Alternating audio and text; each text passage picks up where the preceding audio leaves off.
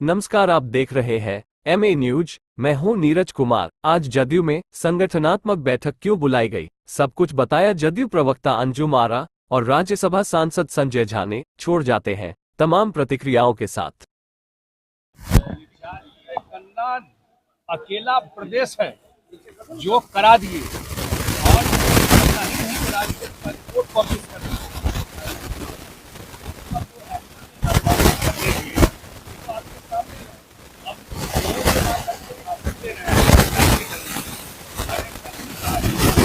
मुंबई में इंडिया के मीटिंग में उन सब लोगों ने उस पर चुप्पी डाल दी। जब नीतीश जी ने कहा कि इसको एजेंडा में डालिए, बंगाल की पार्टी ने विरोध कर दिया, कांग्रेस वाले चुपचाप निकल गए, उसके बाद कुछ नहीं बोल रहे हैं।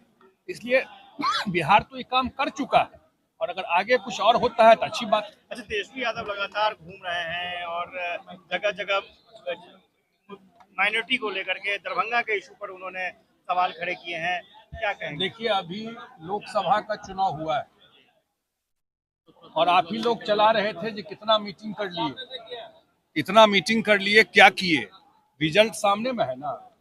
उनका पब्लिक में उतना ही है, जो आया है नंबर उससे कुछ कम ही आएगा, आगे नहीं बढ़ेगा। ध्यान रखिएगा, घूमने के लिए हर एक पार्टी स्वतंत्र है, उसको पब्लिक में जाना है, लेकिन उसका कोई प्रभाव हमको नहीं लगता पब्लिक में। आज की बैठक में फॉर्म भरने के लिए दिया गया था, तो कैसा फॉर्म जो है संगठनात्मक बैठक बुलाई गई थी पार्टी की, क्या कुछ इस बैठक का पूरा उद्देश्य है, क्या बैठक? देखिए, सबसे पहली बात तो आज की जो हमारी पहली बैठक जो नई कमेटी का गठन हुआ, प्रमंडल के पदाधिकारी, जिला अध्यक्ष, विधानसभा के प्रभारी, पार्टी के प्रवक्ता और भी जितने हमारे पार्टी के महत्वपूर्ण साथी हैं, आज बैठक रही। और बैठक था संगठन को लेकर और साथ ही साथ एक प्रशिक्षण कार्यक्रम भी था, जिसमें हम लोगों ने चर्चा की कि किस तरह से हमारे नेता नीतीश कुमार जी अम्बेडकर, लोहिया, जेपी और गांधी के विचार, कर्पूरी की विचारधाराओं पर चल करके उन्होंने बिहार की तस्वीर और तकदीर दोनों बदली, दशा को बदला है और बदहाल बिहार को विकासशील बिहार और विकसित बिहार बनाने की दिशा में अग्रसर है। आज हम लोगों ने ये भी चर्चा किया कि अब आने वाला समय जो 2025 में यहाँ पे विधानसभा का चुनाव होना है और हम सभी लोगों के बीच में जा कर के नेता के कार्यक्रमों को, नेता की नीतियों को, हमने जो काम किया है उसको लोगों के बीच में चर्चा करनी है। और साथ ही साथ जो एक अपना संगठन का जो वर्क होता है चुनावी पॉइंट ऑफ व्यू से, जैसे बूथ स्तर पे, पंचायत स्तर पे, ये सारे डायरेक्शन, दिशा निर्देश हम लोगों के शीर्ष नेतृत्व के माध्यम से मिला है। लगातार देखा जा रहा है कि आज इस बैठक में देखा गया है कि विजेंद्र प्रसाद यादव जो कि जेडीयू के काफी वरिष्ठ नेता रहे हैं, वो होकर बाहर निकल गए। नहीं, हम लोग को जानकारी इस बात की नहीं थी, क्योंकि सुबह हम लोग 11 बजे से हॉल के अंदर तभी बाहर निकले हैं। बाहर में क्या हुआ है उसकी मुझे ऑफिशियली जानकारी नहीं है कि उनकी नाराजगी का कारण क्या रहा। मैडम, नेता प्रतिपक्ष तेजस्वी यादव लगातार सवाल उठा रहे हैं, बिहार में बढ़ते अपराध को लेकर सवाल उठा रहे हैं, साथ ही वीडियो भी जारी किया जा रहा है जदयू की तरफ से भी, आरजेडी की तरफ से भी, और लगातार कहा जा रहा है कि अब हम लोग जो है फोटो वायरल करने वाले हैं।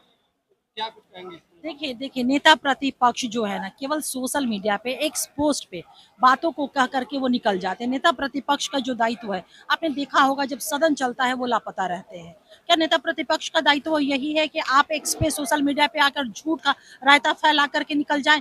हम लोगों ने अभी 3-4 दिन पहले इस विषय को लेकर के हम लोगों ने प्रेस कॉन्फ्रेंस आयोजित किया था। अब पूरा डाटा हम लोगों ने दिया, प्रमाण दिया कि किस तरह से नेता प्रतिपक्ष झूठ पेश कर रहे हैं एक्सपोस्ट को लेकर के। और रही बात अपराध के आंकड़े को बढ़ने को, तो कंपैरेटिव भी हम लोगों ने 3-4 दिन पहले हम लोगों ने रिलीज जारी किया था कि पहले की बनिस्बत जो है अपराध बढ़े नहीं है, बल्कि अपराध पे नियंत्रण किया गया है। यहाँ कानून का राज है, क्योंकि नीतीश कुमार जी का संकल्प है, यूएसपी ये है यहाँ पे कानून का राज को स्थापित करना। बताइए ना, घटनाएं तो घटित होती है सभ्य समाज में, चाहे कोई भी स्टेट कितना भी सामर्थ्यवान क्यों नहीं हो जाए, क्या अपराध शून्य हो सकता है?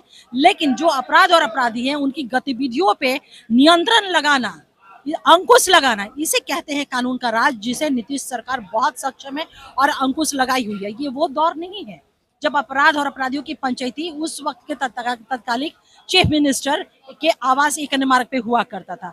आज सत्ता द्वारा संपोषित अपराध नहीं है, सत्ता द्वारा जो संगठित अपराध नहीं है। आज जो भी अगर दुस्साहस करता है, अपराध करता है, तो हमारी पुलिसिंग फ्री होकर के, किसी का उसमें हस्तक्षेप नहीं होता है। 24 घंटे के अंदर, 48 घंटे के अंदर, 72 घंटे के अंदर, या हम कहें कानून में जो समय प्रिस्क्राइब्ड है, विद इन दिस पीरियड हमारी पुलिस उसको गिरफ्तार करके जेल के सलाखों के, इसको कहते हैं कानून का राज, इसको कहते हैं अंकुश लगाना, जो नीतीश सरकार ने किया है। मेरा भी आखिरी सवाल होगा, वन नेशन वन इलेक्शन की बातें कही जा रही है और इसको लेकर बीजेपी जहां इसका समर्थन में खड़ा है, तो वहीं राजद के द्वारा विरोध किया जा रहा है और कहा जा रहा है कि लोकतंत्र के लिए खतरा है। देखिए, वन नेशन वन इलेक्शन ऐसा नहीं है कि ये कोई पहली बार बात की जा रही है। पता नहीं नेता प्रतिपक्ष को इस बात की जानकारी है कि नहीं। विरोध करने से पहले अपने अतीत के कालखंड को भी जानना चाहिए। 1967 तक इस देश में वन नेशन वन इलेक्शन होते रहे हैं।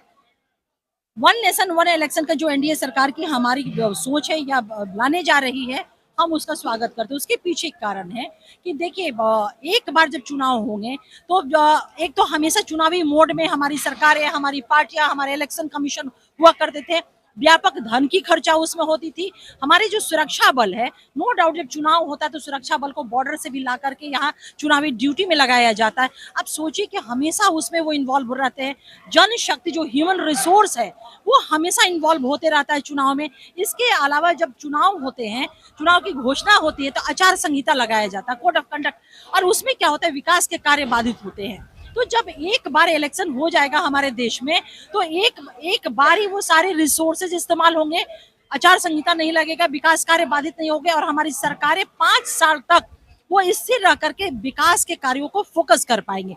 तो बिल्कुल ये स्वागत योग्य निर्णय मोदी सरकार की होने जा रही है। हम सभी स्वागत करते हैं।